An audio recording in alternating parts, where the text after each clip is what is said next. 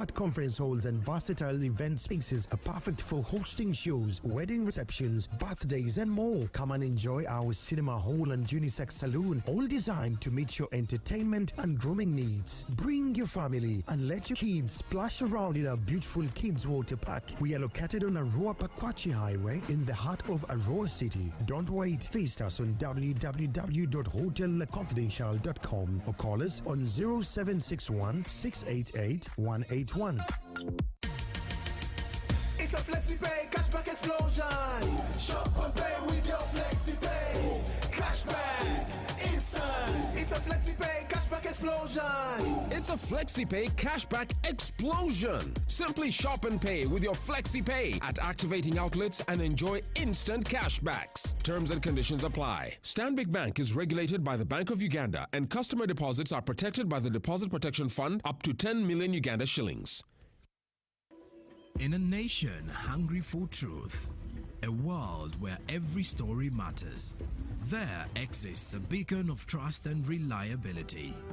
For decades, they've been our voice and our window to the world, holding the mirror of our history.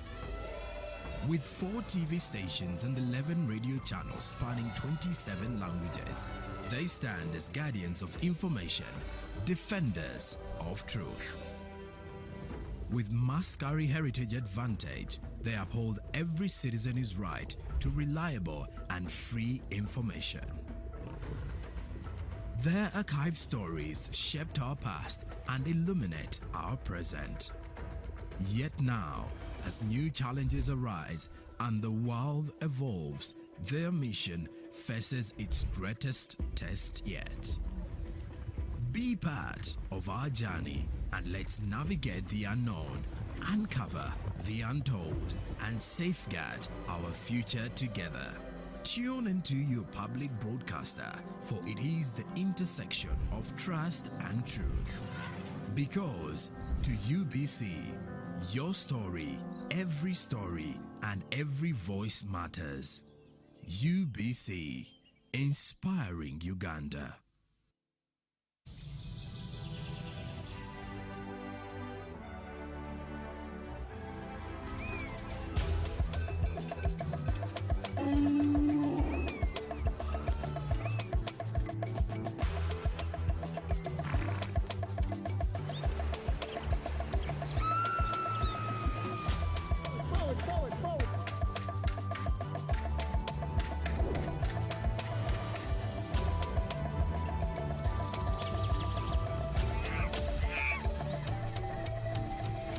Uniquely ours.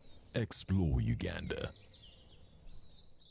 In the neighborhood, near stagnant water and mosquito breeding sites, malaria lurks, always waiting to strike. But fear not, for here comes Mr. Vaxa, the ultimate protector against malaria. For years, malaria has been one of the biggest threats to children under 5, making them weak and even putting their lives at risk. But now, the government is introducing a new solution, the malaria vaccine. The malaria vaccine is now in the routine immunization schedule. The malaria vaccine is administered in 4 doses at 6 months, 7 months, 8 months, and 18 months. This vaccine will provide extra protection against severe malaria.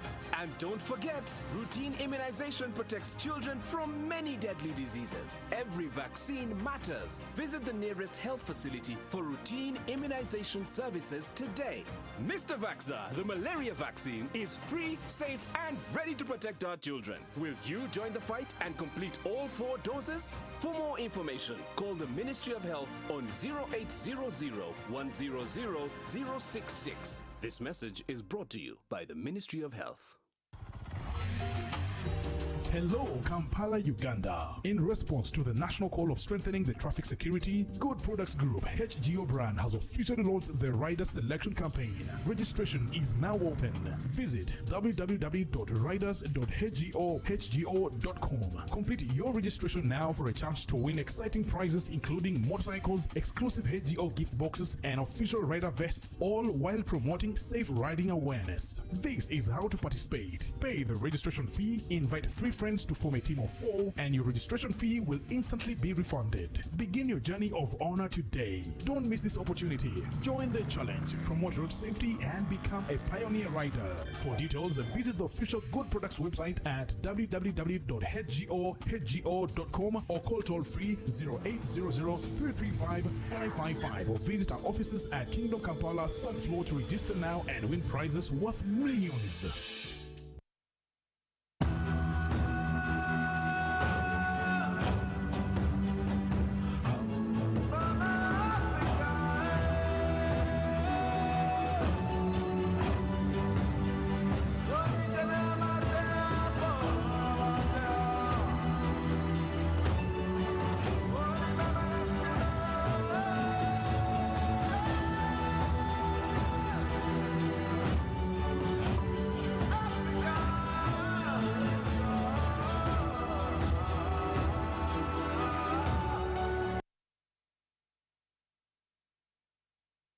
Good morning and welcome to the Pan-African Friday, this Friday. Of course, to many of our viewers out there, we, for the last 3 subsequent Fridays, we were not with you on the set because there were a number of programs that exactly were running at the same time, and these were live broadcasts. Apparently, May and June have been very compacted months when it comes to live broadcasts. So we were not able to be with you in the studio here, but of course I know you are enjoying the programs that UBC was bringing to you live from the various functions that took place in this country. Today we are back, and last time we were here we were discussing about the issue of human trafficking, and it became a very big debate.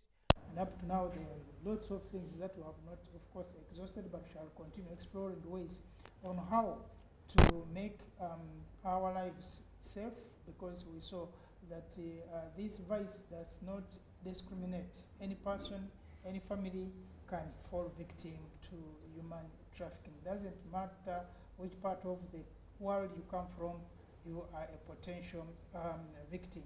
But we'll have time for that again later at some point when we'll get more information, especially now when it comes to African exploitation of the labor. Is it another wave of slavery that we go into willingly, unlike the past where we were forced to go? These are some of the things that we'll be discussing. Today, we are looking at the issue of African religion.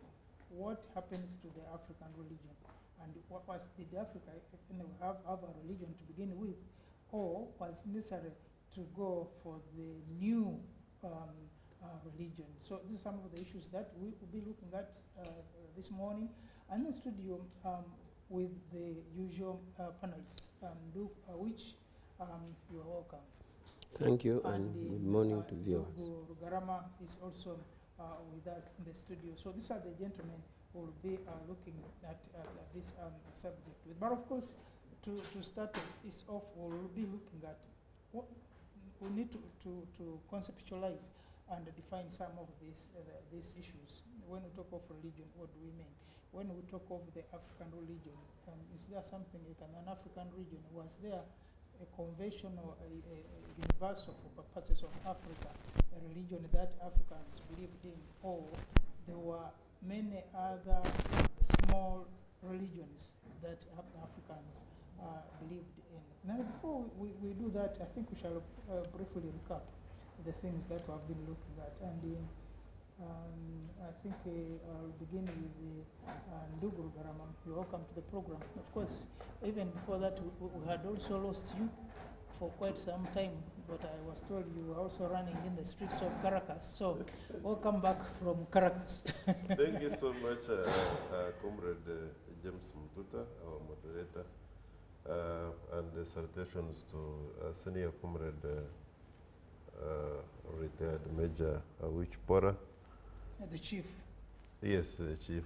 The African chief. And the director of external relations of the Mighty. You know, he warned me last time Maite NRM party. Yeah. Mass. Yeah, massive. Mass party. Apparently, they've been doing very well with the youth elections. No, they have scored greatly, and I was reminding him because I was watching him yesterday, but just because they had some internal, I think, studio problems. Otherwise, they were having a very beautiful debate. Now, yes, Ndugu Mututa, it is true that I was away, and I had been invited to Caracas, Venezuela, South America, and I was actually meant to go with Comrade Awichi, but I think somehow something happened. A number of flights actually didn't. It wasn't only him. There were many other people globally who didn't stand up, and yet they were invited. So what were you for doing in Caracas? It was there were elections, so we were observing the elections for regional and national, MPs, governors, etc., etc. And there is another set, I think now, the Lower Kada elections, which are happening in about 3 months from now. Okay. Yeah, and but that's where we were, and that's why we didn't appear here. Now, you gave me opportunity to do a small recap. Yeah. But yes. Okay. What I have observed in the recent maybe 1 or 2 weeks is that I have seen how the world can run mad when sobriety does not prevail over some people, especially what was happening with the altercations between Iran and Israel. And I'm glad the guns seem to have gone down now. Okay.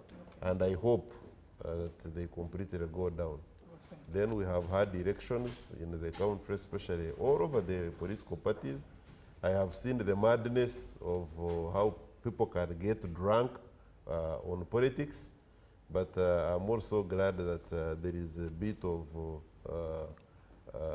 wisdom that is now prevailing. People are getting back to I hope it does not get bad. I will hope so. Yeah. Ndugu Awichi, karibu. Asante sana. Yeah. We just want to tap into your few days we have not been together. Apparently you missed a flight to Caracas, I'm told. Yes. Many things both in the country and outside the country has happened, but just to deal with the issue of Caracas is that it is believed that some forces, global forces against Caracas, frustrated flights. Yes. For example,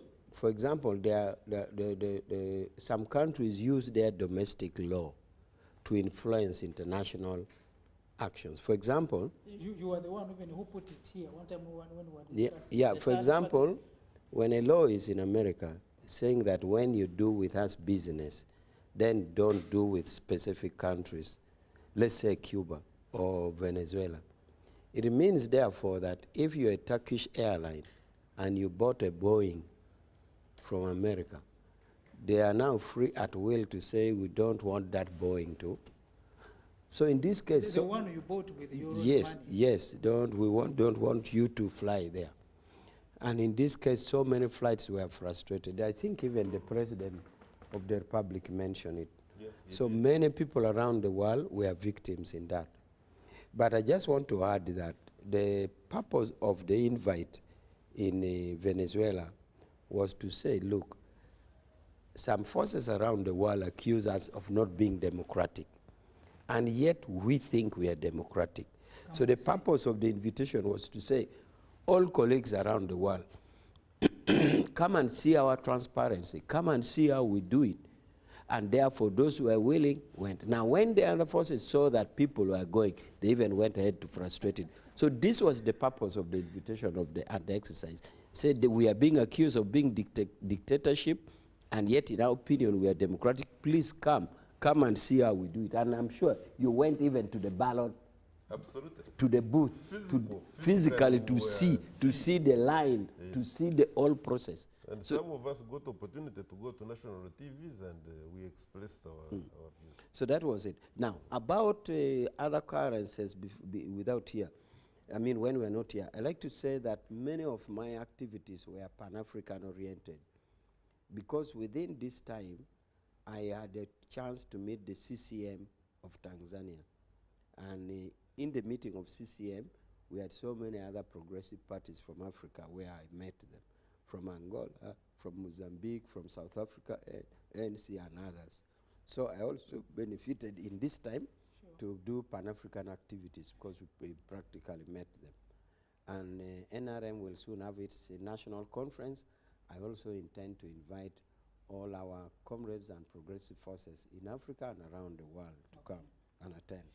Yeah, you recently, of course, had a very good, you're the one who put it, and the progressive meeting with your colleagues from the Kenya UDA, and I'm sure you had a kind of working relation, initiated a working relationship with the UDA political party. I think it's a party. Now, what is happening in Kenya is of concern to all of us.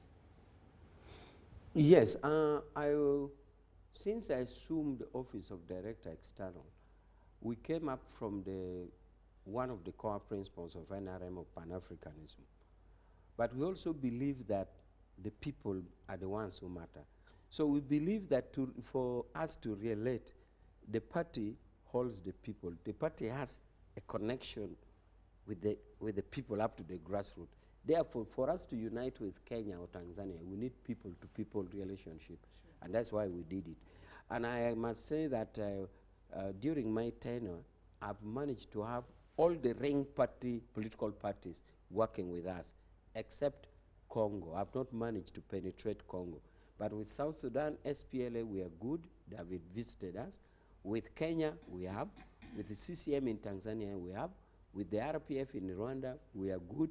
So it is only Congo that we have not penetrated. So about the particular incidents of Kenya, well, it is their internal matter, but we hope that they will use their cadreship to resolve their internal matters. After all we want is the good being of the people. Exactly. Those contradictions do arise, and quite often they can be major, but we hope this is a minor one. But we trust, because Kenya told us that they are really deliberately intending to build their UDA to a good progressive party. Remember that Kenya, in many elections, they invent a political party now, use it to reach State House. When they reach the State House, they dismantle it. Then the next election, they invent another one.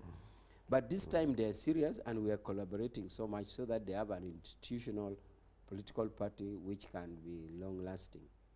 So we wish them well in resolving the contradiction that is occurring now. Yeah. Just a statement maybe to add to what Senior Comrade Dia has just mentioned.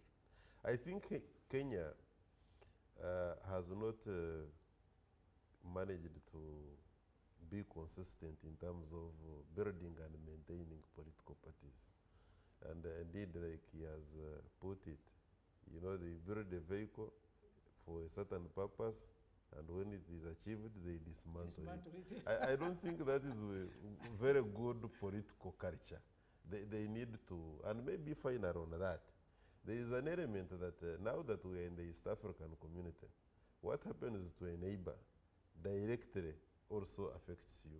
And even if, by the way, it was not in a sense that you are directly touched, which is also almost impossible, because in one war or another, what happens in Kenya as our biggest brother, biggest economy, although we are all short men, but you know, they are a little bigger, you will find that we are also impacted on negatively.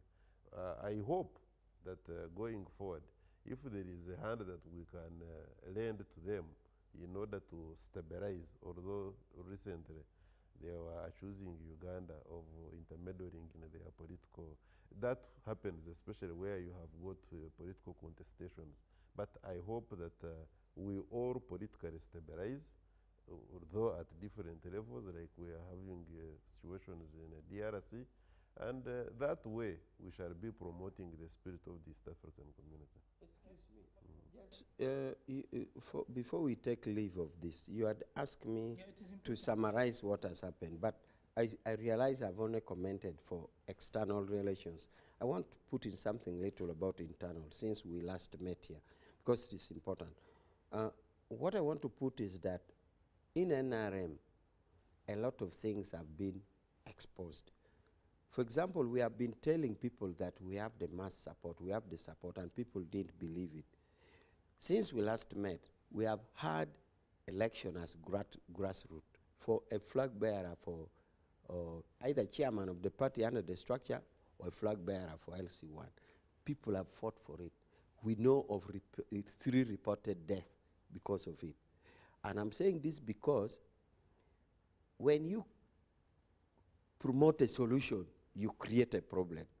Example, if you want to create a solution of industrialization, you create a problem of pollution. But you're not going to run away from industrialization because you fear pollution. In Langis, they said, Mogope Oluorobia, that you don't fear to plant cassava in a spear grass area because you are fearing spear grass. You plant the cassava, then you weed. So in the case of our political party, we have struggled to increase and recruit members to show the love for the party. But in the process, it brings challenges in internal democracy. But we are happy we shall manage it because the number is big and people are competing for the flag. I'm sure there are some political parties who are going to beg people to carry their flag. Please kindly help us, be our flag bearer. Begging, but for us people are competing. To that effect, for parliamentary and chairman LC5, we have to nominate 3,000 people. 3,000 for a position of about 600. And you can see how Chadon Road is congested. It's broke. Leadership, all our leadership positions now, we have 2 million and people are competing. Finally, special interest groups. You can take the example of youth. We have won averagely by 89%, basically 90% nationally. What brought us down was Lango. Lango brought us to 76%. And that is how the average was pulled down. But in all areas, we did it. And meaning that we have the popularity as a party. We have the loving, the liking by the people. And in the particular case of the special interest group, what it means is by now, NRM already has 20 members of parliament. 20 members of parliament. Because when you elect youth at the grassroots and you get 90%, it is this youth who will go to the next level, parish, to the next level, sub-county, to the next level, district, and they'll form the electoral college. Therefore, meaning the youth MPs... Is that assuming that you had the entire youth in all those there, or yes, all the it youth is NRM? All over the country. All over. It is only Lango. In fact, Lira, not even Apache, not even Uyam. It is only Lira that brought the percentage down. Meaning... How did they do it? For a viewer who is looking at us needs to know. How they did it because the party president is in Lira, is the member of parliament. That is the Honorable Jimmy Akena. And the wife has of late moved to contest with Dr. Cheng. So their activities is visible. And those activities has spillover effect. So we are saying UPC is gaining life in Lango. In Lira. In Lira, rather. For example, Utuke, NRM won 100%. Aleptong, 1. Amolatar, 1. In Dokolo, 1. Uyab, it is only in Lira. Lira. City. Lira City and Lira District. Yeah, it is so that. These are victims of their own success. Yes. So, the solution, the problem was talking about. So I just want to close by saying that in the special interest groups, we already have a possibility of having 20 members of parliament as NRM before we even go any further. Somebody wanted to add 10 from the army to make that, but I said no. For us as a political party, we are concerned now with those who will carry our flag. Special interest groups like the military, which is national, we don't want to poke our nose there for now. For now, we just want to be sure about our flag bearer. So this is what happened since we are not here. You extend, but now, This issue, of course, we are conscious of our time, but also want to catch up with the time we have been of the spring. You have how many nominations for members of parliament and the president? Members of parliament and combined with chairman LC5 Yes. is 3,000. And you are going to have all super in Chadondo?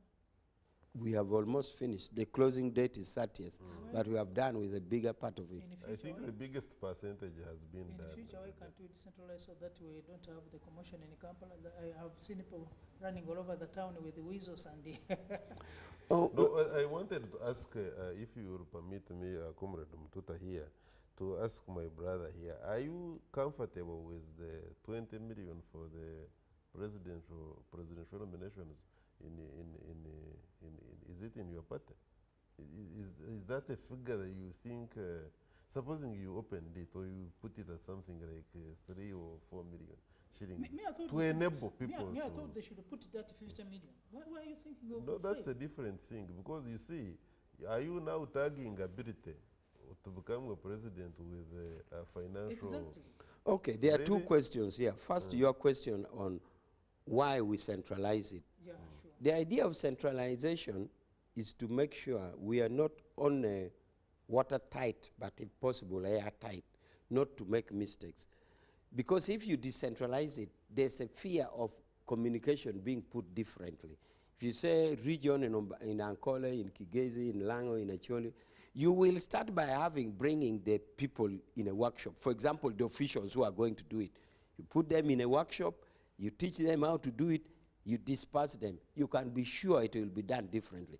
And the mistakes which will be made will end up in litigation. If you nominate wrong people, they will sue the party and then we pay. Comrade Mututa, information flow is very easy to be distorted. People tend to edit information, even when you tell them together. I always cite a case where we had a simple example of 7 people. Write a piece of information in a paper and give the person. Tell him to read and ask him to whisper to the next to whisper. We did it in one where we said, cholera has broken in Utuke. Government should rush with medicine. Simple. Cholera has broken in Utuke. Government should rush with medicine. Then we made the first person to read. 7 people, none of them went to the toilet in a line. Then we asked the last person to tell us what happened. The last person text was, Museveni, things are bad, it needs a helicopter. The original text had nothing to do with Museveni, had nothing to do with helicopter. Now the point here, should you teach people in plot 13 on Chadondo Road what to go and do? You can be sure that each and every one will go and do his own things. Yet you taught them in a workshop together. So for that reason, we decided to centralize it so that we make airtight situation, procedures are done in one uniform thing, and therefore we don't have litigation. Now, on your question about the amount of money, this is a decision of SEC. We propose as top management. SEC is the final decision making. In the wisdom of SEC, it was agreed at that. But you have various debates like here, he's saying that the position is so important that you need serious people. But we tested recently. Mututa is extremely capitalistic. We tested the case of East African members of parliament. There are 6 positions. Now, we ask NRM aspirants. We waived off money. Do you know for the position of 5, we got 300 people. We got 300 people who wanted that. We need to have dates. Yes, because you have said we wanted to test. They said, okay, people have been accusing us of tagging this money to this position. Let us just tell party members that, comrades, whoever want to be a member of parliament for East Africa, come without money. 300 people for a position of 5. So for me, for a position of a kind of a leader of a country like Uganda or another country, definitely, we must have limits. So that not every person will wake up in the morning and want to become a president. We don't need Not everyone. every person without money. No. Yeah, not every person without money. Let a person first have money. Of course, there are other things, but money should be one of them. Yeah, it is really. So that you get people who at least, you are going to have all the money for all Uganda, and you don't have even yours. Whose man are you going to look after? Yeah, yeah. Just finally on this, about the centralization of this to avoid distortion of information.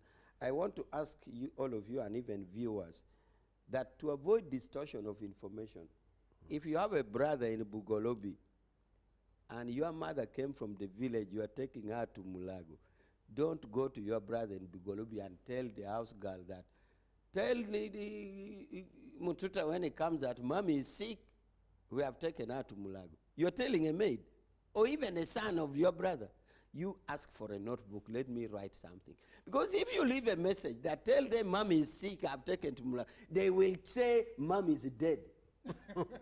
So information flow and distortion is very easy. Yeah, go to your brother, just ask for a notebook, say, where is it, give me, let me. It's important for a party like the movement to build capacity, so that we don't have to do things, because really when you go to Chadondo now, it is very inconveniencing to many users, to many settlers in Kampala.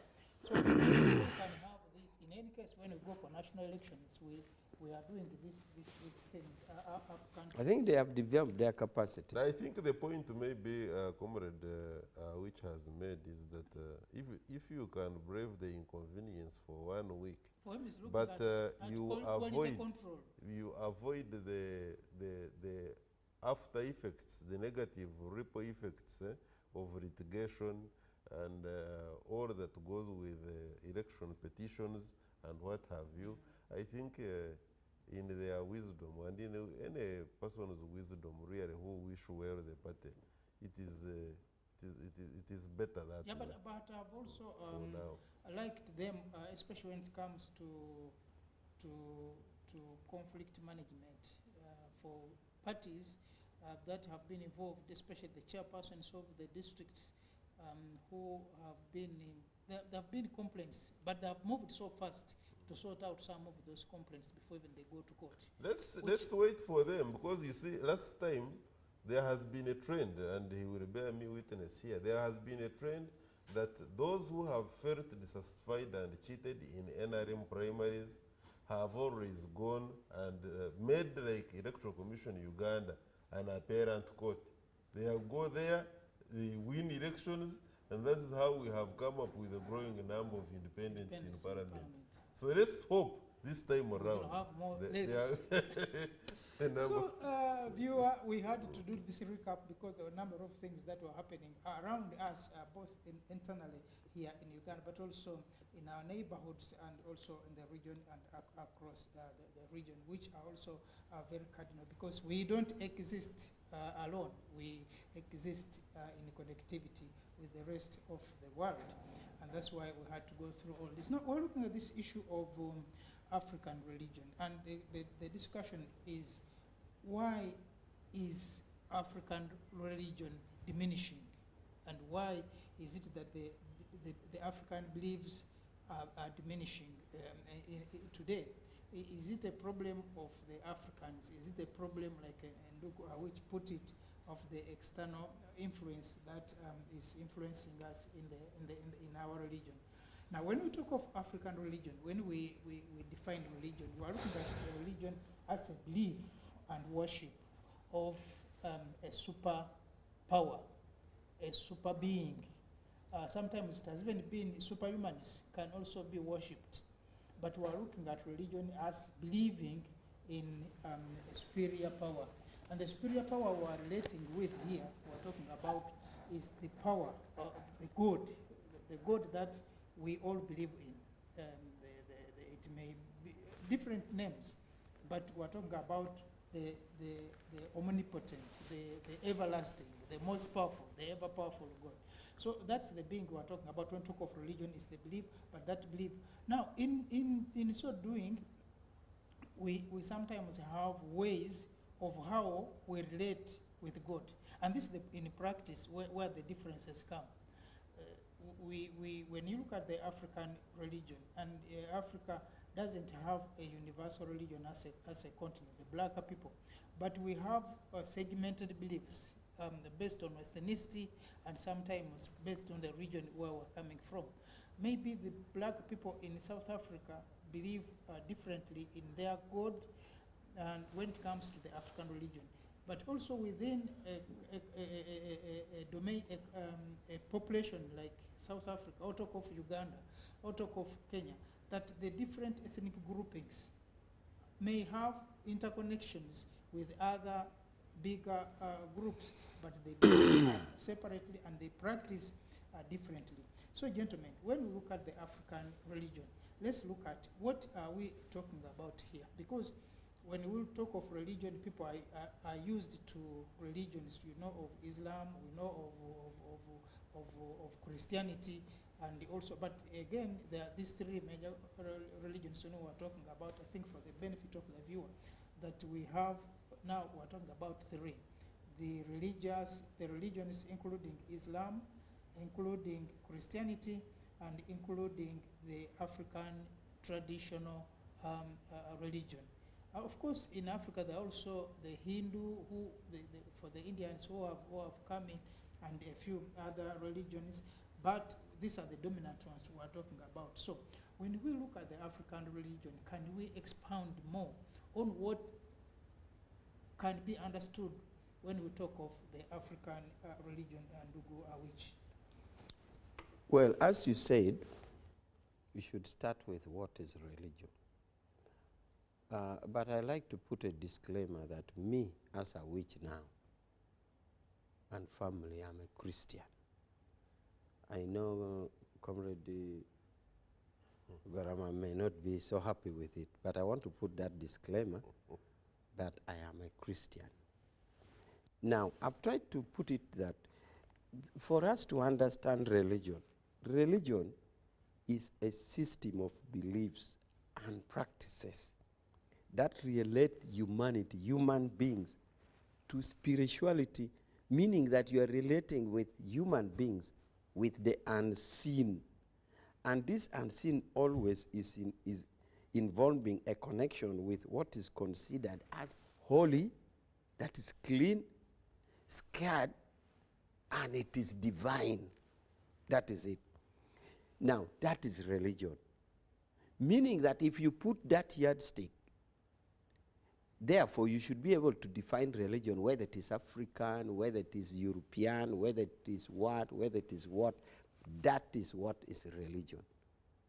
And I'm saying this because some people think one ingredient is the religion. Christianity, for example, or Islam. No. But that is a baseline for what religion is. It's a system of beliefs. Now, I also like to say at this point that did Europeans also have religion? People think that Christianity is for Europeans. No, it is not. Europeans themselves had religion. Christianity also went and conquered them. It is good to know this because some people think, because here what we do, we refer to it as a white man religion, white man religion, white man. No, it is not. Europeans had religion. For example, you had a religion like the ancient Greek.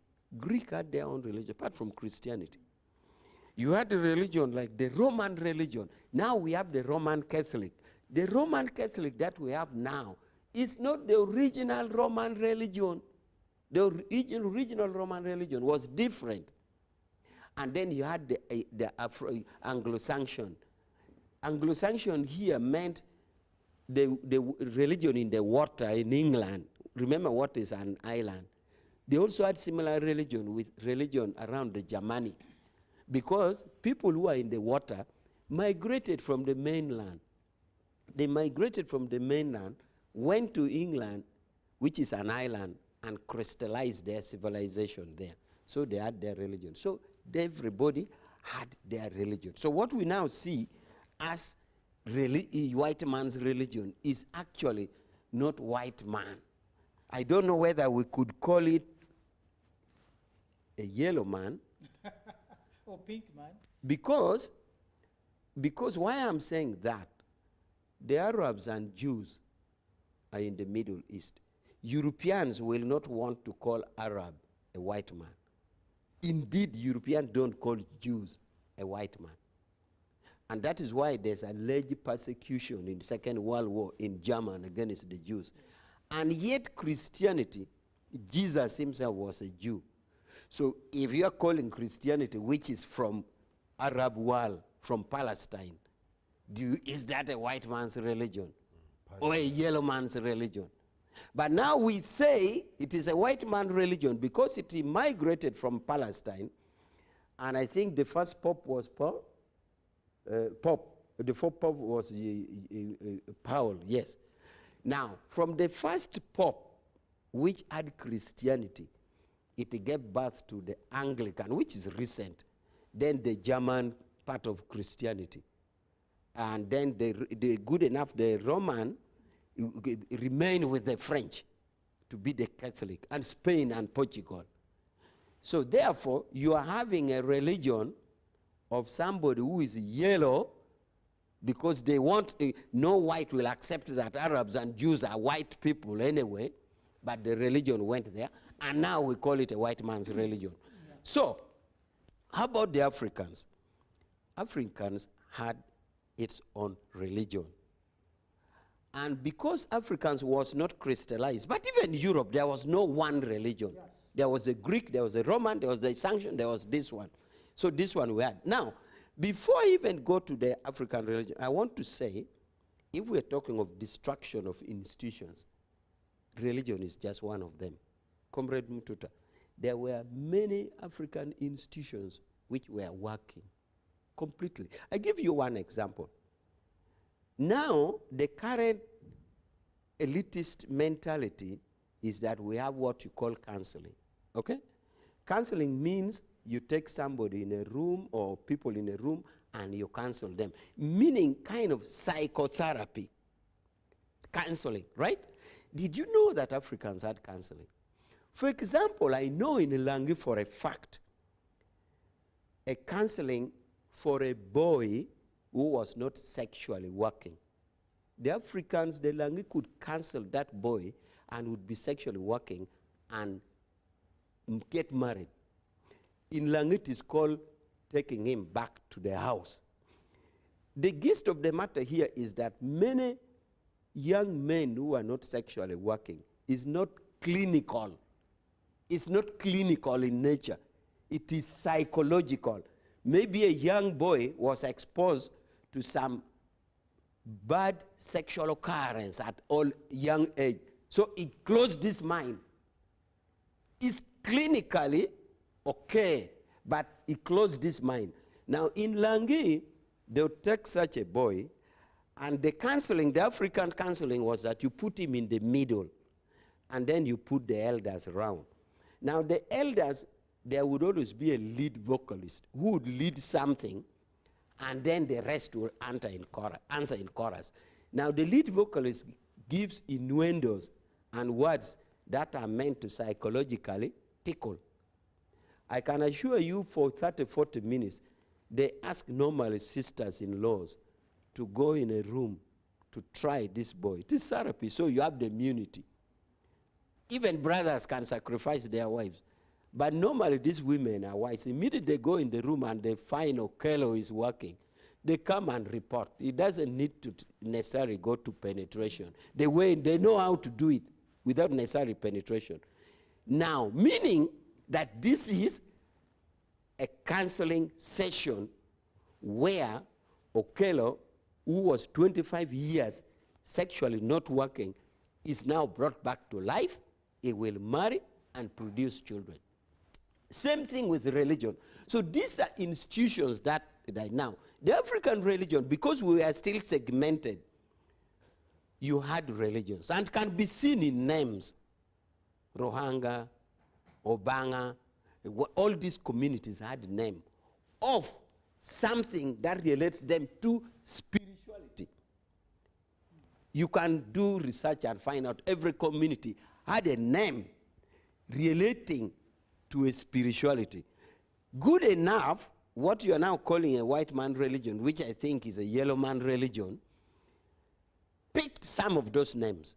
They didn't throw it. They realized that if you are a Muganda and you are relating to God, which in Uganda is called what? Katonda. Or if you're Nyankole and you say Rohanga, which is God, they said, since it's Banyankole relating to this spiritual spirit called Rohanga, leave it like that. And the names entered the translation in the Bible. Many of the names entered into the translation of the Bible. They were captured. Therefore, these beliefs were there, and maybe at some stage we would discuss the effect. How was it consolidating society? How was it holding the society? Did it hold the society? Did the society benefit from it? And maybe lack of it now, the death of it, what is the effect to the death? But for now, I want to stop here. Yes, and of course, Garama will tell you that religion, the white, now, because we talk of the white God, the white man is God. I don't even know how that was picked, because I think it's also out of ignorance, because the white, who call themselves white, actually had religions, but they did not own Christianity, because Christianity also found them there. They were not part of it until very late. And when you talk of the religions, you define either Christianity or Islamic, you realize that all of this, today, we have what they call the Abrahamic religion. Abrahamic, yes, because when Abraham is the grandfather of Christianity and Islam, given the two wives. And Judaism. Exactly. But now, when you look at, like I was saying, Nduguru Garama will tell you that the white person has stolen everything. Today I was reading a text one sent me, said it is only the pyramids of Egypt that could not be stolen because they could not have a truck to carry them. But almost everything has been stolen and converted into something else. Now, Nduguru Garama, let's talk about the African religion. Yeah, thank you so much, Comrade Mtuta. And indeed, religion has been defined by Comrade Awich. I will not repeat that. Only to emphasize that the renowned Professor Biti, who was a professor in the African knowledge, also more or less looked at the religion, if you like, set of beliefs of any community in that very direction. The African community didn't have a uniform set of beliefs. They may have been similar, but not the same necessarily. And that also was true of the European community and Asia and so many others.